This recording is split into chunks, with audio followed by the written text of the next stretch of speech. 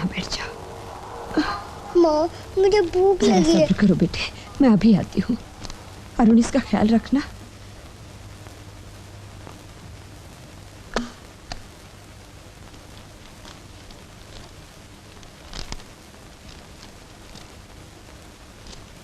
बैठिए। बड़ा खस्ता हाल हो गया आपके सर्टिफिकेट का। लगता है काफी इंटरव्यू दे चुकी हैं, फिर भी कोई नौकरी नहीं मिली। जी नहीं। कोई वजह? ग्रेजुएशन के 8 साल के बाद आपको नौकरी का ख्याल आया? जी, पहले इसकी जरूरत पड़ी नहीं। गीता माथुर। क्या माथुर आपके हस्बैंड का सरनेम है? ये शादी से पहले का सर्टिफिकेट है। पति का नाम, सरनेम भार्गव। भार्गव? कौन? बलवंत भार्गव तो नहीं? जी। जरा 1 मिनट मैडम। मिस्टर खत्री, आप भी आइए।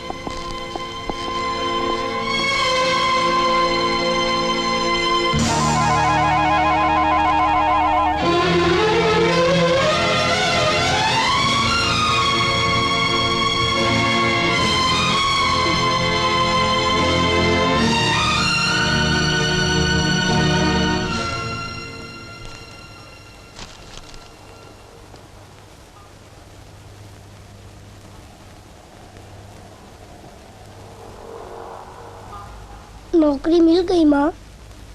नहीं बेटे। क्यों? क्योंकि मेरे पति का नाम बलवंत भार्गव है।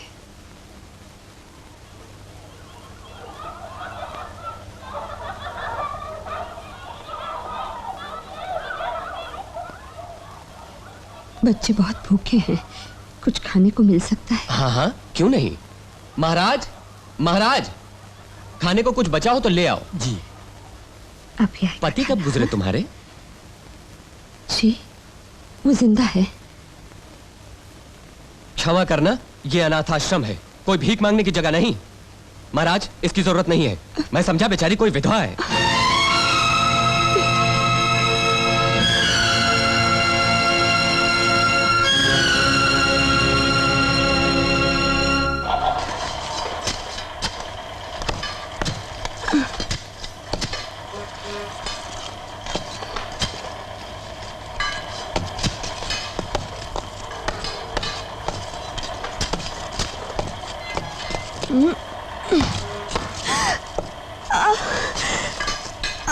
अरे क्या हुआ?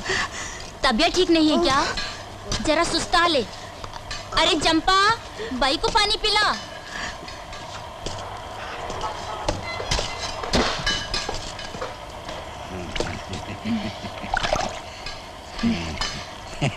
अरे तबीयत ठीक न हो तो काम पर मत आया करो गीता भाई। चले जा, तू अपना काम कर। रोजंदारी पगार मैं खुद आकर तुम्हारे घर दे जाया करूंगा। इतना बड़ा काम चल रहा है, इसमें कौन पूछेगा इस मुकादम से? माँ, माँ, उषा को फिर तेज बुखार है और रामेश्वरी आंटी तुम्हें बुला रही है।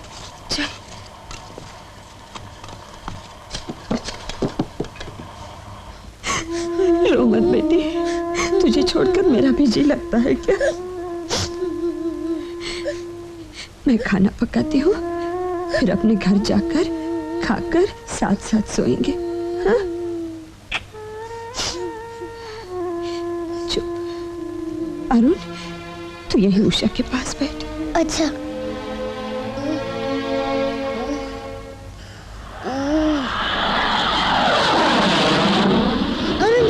अरे डरती है, ये लोग कोई हमारे पर बम नहीं फेंकेंगे। ये लोग तो लड़ाई के मैदान में जाके बम फेंकेंगे। धड़ाम धूम धूम, धड़ाम धूम।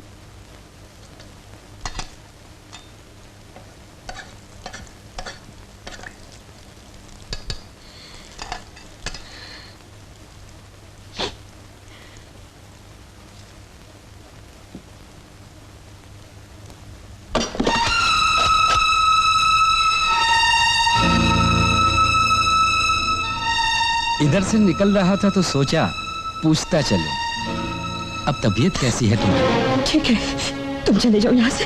भगवान कसम, ये मेहनत मजदूरी का काम तुम जैसी नाजुक लड़कियों के लिए नहीं बना। देखो मुकद्दम, मैं तुम्हारी नियत अच्छी तरह से जानती हूँ। तुम चुपचाप चले जाओ, नहीं तो मैं शोर मचा दूंगी। ऐसा गजब मत करना गीता भाई, मेरा तो कुछ नहीं बिगड़ेगा, तुम ही बदनाम हो जाओगी और बस्ती वाले धक्के मार के बाहर निकाल देंगे। वैसे भगवान कसम गीता भाई, अगर तुम चाहो तो रोज खीर पकवा दूं तुम्हारे घर में, वादा रहा। छोड़ दो, मेरे पेट में बच्चा है। तो उसमें क्या हुआ, मैं बुरा नहीं मानता इस बात का। आखिर तुम खूबसूरत हो, नौजवान हो, कोई जोगन तो हो नहीं कि भजन गाकर उम्र काट दोगी।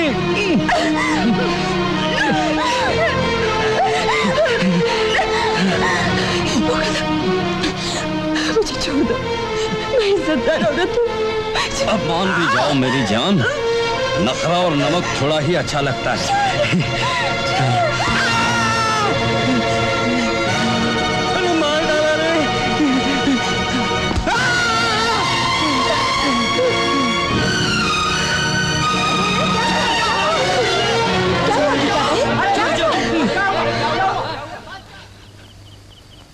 मुकद्दम, तो यहाँ कैसे? अरे मैं तो गीताबाई की तबीयत का हाल पूछने चला आया था और इस कमबख्त छोकरे ने। अरे भाइयों, भले का तो जमाना ही नहीं रहा। तू और भला आदमी, तेरी भलमनसाई सारी बस्ती ने देखी है कमीने। चुपचाप चला जाए यहाँ से, वरना इतने जूते मारूंगी कि कभी आंख उठाकर नहीं देखेगा किसी शरीफ औरत को। शरीफ औरत और ये? अरे पूछो इससे कि इसके मर्द ने घर से क्यों निकाल दिया, कोई तो ऐब होगा इसमें। और अब बच्चा कहाँ से आ गया पेट में? गीता बहन, तुम पेट से हो क्या? हाँ, अभी 3 महीने पहले तक वो मेरे साथ ही थे। और तेरा पेट रहते ही तुझे निकाल बार किया होगा, क्यों? अरे चक्कर चला होगा किसी और के साथ और खुद ही मर्द को छोड़ के चले आई होगी। चुप कर, नशा किया और लगा बड़बड़ करने। तू काहे को टै टै कर रही है बीच में? गीता बाई, चल नाम ही बता दे मर्द का, कहाँ है, क्या करता है? मुझसे पूछो ना काकी, पिताजी लड़ाई में गए हैं, फौज में है। अब किसे पता, कोई मर्द है भी के यूं ही टीका लगाए, मंगलसूत्र लटकाए, लोगों को फंसाती फिरती है। खाली करो बस्ती और चली जाओ यहाँ से। धंधा करने वाली औरत यहाँ नहीं चाहिए।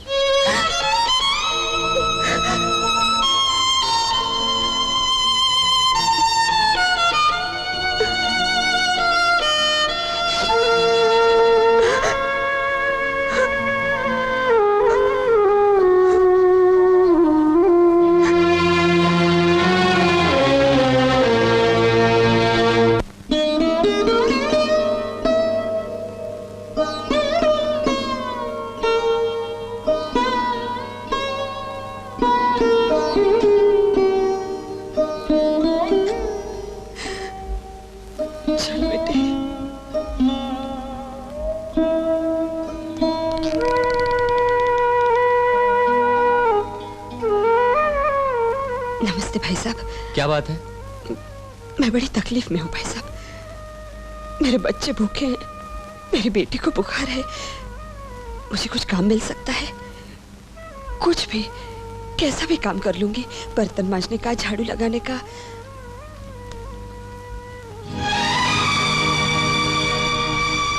नहीं, हमारे घर में पहले से ही काम करने वाली है।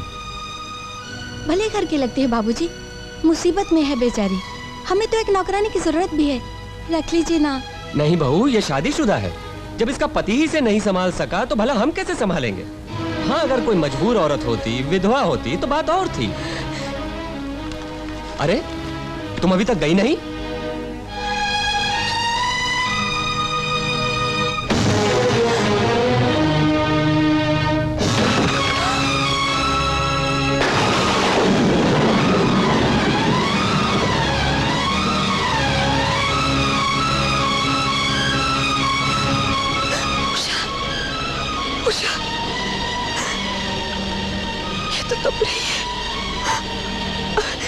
बेटी, बेटी।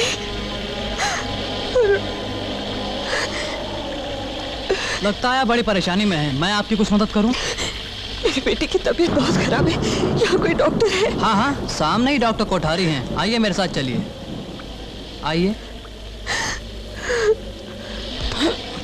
मुझे अच्छी तरह से मालूम है, जवान औरत को देखते ही तुम्हारी समाज सेवा जाग उठती है। उसके गले में मंगलसूत्र है, उसका पति आके खुद संभालेगा। चलो तुम यहाँ से।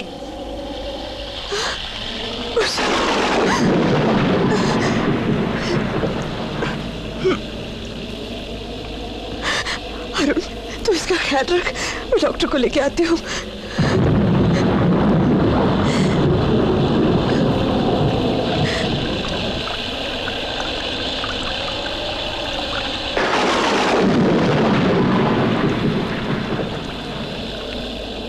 डॉक्टर साहब, आई एम वेरी सॉरी।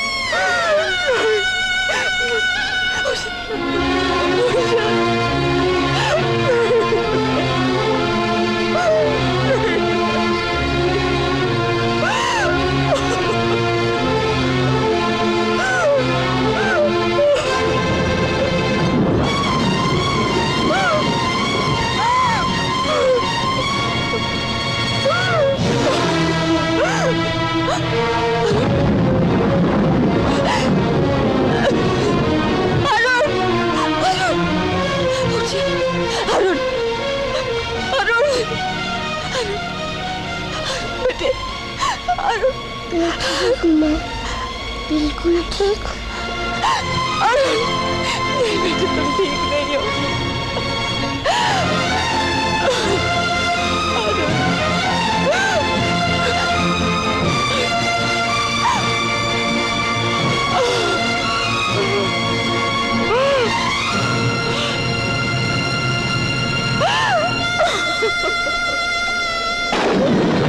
अरे चक्कर चला होगा किसी और के साथ और खुद ही मर्द को छोड़ के चले आई होगी। इसे पता कोई मर्द है भी के यूं ही टीका लगाए, मंगलसूत्र लटकाए, लोगों को फंसाती फिरती है। क्षमा करना, ये अनाथ आश्रम है, कोई भीख मांगने की जगह नहीं। मैं समझा बेचारी कोई विधवा है, मैं समझा बेचारी कोई विधवा है। हाँ, अगर कोई मजबूर औरत होती, विधवा होती तो बात और थी। हाँ, अगर कोई मजबूर औरत होती, विधवा होती तो बात और थी। अब मैं अपने बच्चों को भूख से नहीं मरने दूंगी। अब मैं अपने बच्चों को भूख से नहीं मरने दूंगी, नहीं मरने दूंगी। आज की ताजा खबर, पेपर, आज की ताजा खबर, आज की ताजा खबर, आज की ताजा खबर, आज की ताजा खबर, आज की ताजा खबर। साहब, आज की ताजा खबर। साहब, आज की ताजा खबर। साहब, आज की ताजा खबर। साहब, साहब, साहब, साहब।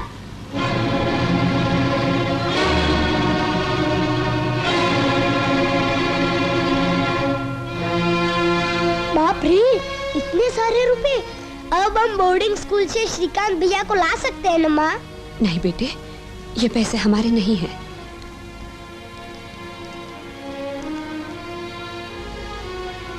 इसका मालिक तो बहुत दूर रहता है, जेएस आचार्य। बेवकूफ, बुढ़ा, गधा कहीं का। जी, अपने आप को बोल रहा हूं। हैं? हंस रहे हो? बनवारी बाबू जी, तनख्वाह काटो इसकी। 35 साल तक। 35 साल तक? तब तक तो ये जिएगा भी नहीं बाबूजी। अरे मैं ही कौन सा जीऊंगा तब तक। लेकिन इसी की लापरवाही से मेरा पर्स खोया। पर्स तो आप ही के पास था बाबूजी। तो हैं? जब पता है तुमको कि मैं भुलक्कड़ हूं, बेवकूफ हूं, तो तुमने ध्यान क्यों नहीं रखा? बनवारी बाबू, बस तनख्वाह काटो इसकी। 22,000 रुपए नगद थे और हीरे की अंगूठी। किसी भी तरह पर्स वापस मिलना चाहिए। मिलने से तो रहा बाबूजी। आज के जमाने में इतना माल हाथ आने के बाद कोई बेवकूफी उसे वापस करेगा? नमस्ते, जेएस आचार्य जी से मिल रहा है। हाँ, मैं हूँ, बोलो। आप? मैं समझा कोई। क्या मतलब? कुछ नहीं, कुछ नहीं। ये पर्स आपका है? अरे ये पर्स तुम्हें कहाँ से मिला? जहाँ आपने गिरा दिया था। मेरी माँ कहती है हाँ? कि जिसकी चीज हो उसे वापस कर देनी चाहिए। तुम्हारी माँ वो है कहाँ? वो बाहर खड़ी है। मगर बाहर क्यों खड़ी है? अरे यहाँ क्यों खड़ी हो? नमस्कार। भीतर आओ। आओ ना, आओ आओ आओ। देखा अनुसुईया, हैं बेवकूफ लोग आज के जमाने में भी हैं। मिलो इस बेवकूफ लड़की से। हाँ? अरे सुनो सुनो, ठहरो, गुस्सा करने की जरूरत नहीं। मैं भी वैसा ही हूँ, बेवकूफ। कानपुर में कहाँ रहती हो? विधवाश्रम में। विधवाश्रम? इतनी छोटी उम्र में?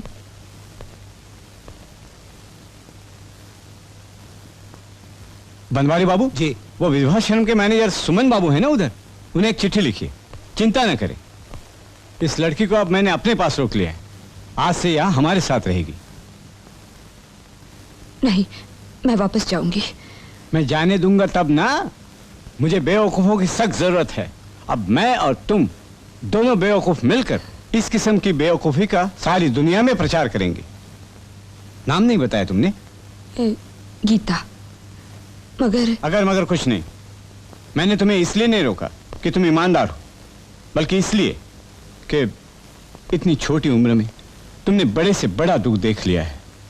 और दूसरों का दुख वही समझ सकता है जिसने खुद दुख उठाए हों।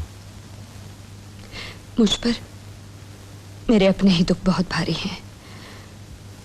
अपने दुखों में तो सभी जीते मरते हैं बेटी। आदमी वो जो दूसरों के दुख जी ले। मुझे देखो, मेरी पत्नी, मेरी इकलौती बेटी कीर्ति मुझे अकेला छोड़कर इस दुनिया से चली गई। फिर भी मैं जी रहा हूं। आज हमारी संस्था है समाज सेवा के लिए, फिर एक अस्पताल है, एक अपंग बच्चों का स्कूल है, एक महिलाश्रम है। अब मैं बूढ़ा हो गया हूं, ज्यादा काम अब कर नहीं सकता, इसलिए अब तुम मेरी मदद करोगी। और ये दरखास्त नहीं है मेरी, हुक्म है, समझी? बनवारी बाबू जी, इनके रहने का इंतजाम कीजिए। मगर हम श्री भैया का क्या करेंगे? वो कौन है? वो मेरा बड़ा बेटा श्रीकांत, अरुण से बड़ा। बोर्डिंग स्कूल में है, मगर उसकी फीस बढ़नी बाकी है, इसलिए उसे बोर्डिंग स्कूल से निकाल नहीं सकते। जी। बनवारी बाबू जी, आप इनके साथ चले जाइए और श्रीकांत को भी ले आइए। वो और अरुण साथ साथ पढ़ेंगे। अरे अरे, जीती रहो बेटी, जीती रहो। श्रीकांत, तुम्हारी माँ आई हैं तुम्हें लेने। धीरज रख बेटे, तेरे पापा गुजर। पापा, पापा, पापा। ना रो बेटे, ना रो। वो देखो कौन आया है, तुम्हारी माँ। वो देखो। माँ। पापा का क्या हुआ माँ? बोलो ना, बोलो ना माँ। श्री भैया, पिताजी फौज में भर्ती हो गए थे, लड़ाई में मारे गए। पापा। मत रो बेटे, मत रो। बहादुर बाप के बहादुर बेटे होकर रोते हो? हैं? जाओ, जाने की तैयारी करो।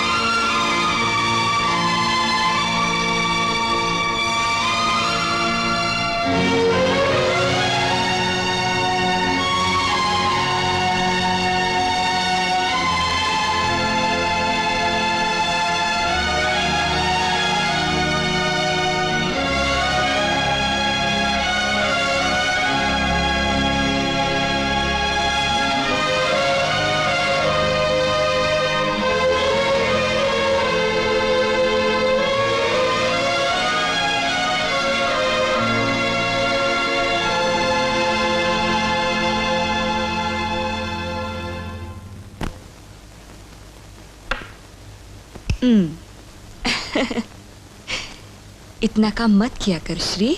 वाह, उल्टा चोर कुतवाल को डांटे। दिन रात तो तुम काम करती हो माँ। अच्छा ठीक है, ये ले। अरुण उठो। उठो बेटे। पहले प्यार करो। चलो उठो। एक और। बदमाश। चलो पी लो।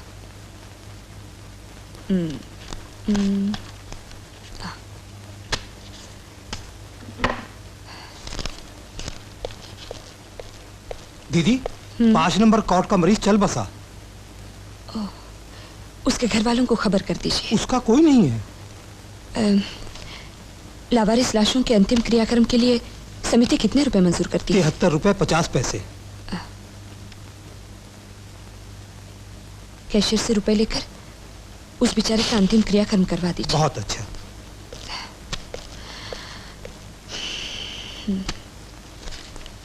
मित्रों, पूरे 50 साल से मैं इस कुर्सी से चिपका हुआ हूं। अब इसे छोड़कर मैं मिनिस्टर बनना चाहता हूं। हंस रहे हो, लेकिन मेरा फैसला पक्का है। अब मैं और काम नहीं करूंगा। सेवा समिति और कीर्ति चैरिटेबल ट्रस्ट का सारा बोझ किसी और के गले में पहनाकर मैं छुट्टा हो जाऊंगा। बल्कि उस व्यक्ति को भी मैंने चुन लिया है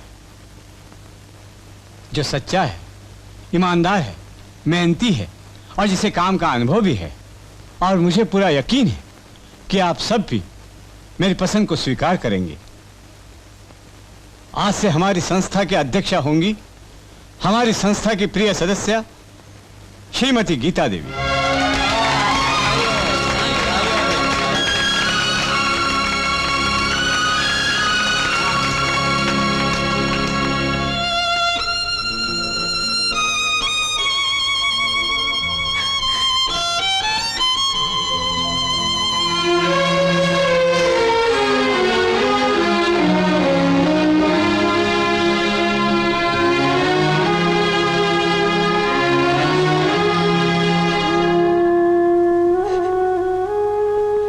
बाबूजी, मुझे क्षमा कर दीजिए बाबूजी। मैं इस लायक नहीं हूँ। इनाम की नहीं, सजा की हकदार हूँ मैं। अरे गीता बेटी, क्या हुआ? क्या बात है? मैंने आपके साथ बहुत बड़ा धोखा किया है बाबूजी। मैं विधवा नहीं हूँ। पति के होते हुए मैंने विधवा का भेष धारा है। गीता, मैं जा रही हूँ बाबूजी। अपने बच्चों को लेकर कहीं भी चली जाऊंगी। हो सके तो मुझे माफ कर दीजिए। ठहरो, सिर्फ माफी मांगने से बात खत्म नहीं हो जाती। तुम्हें बताना पड़ेगा ऐसा क्यों किया तुमने। पति के होते हुए विधवा का भेष, आखिर क्यों? कौन है तुम्हारा पति? कहां है? नाम क्या है उसका? बोलो।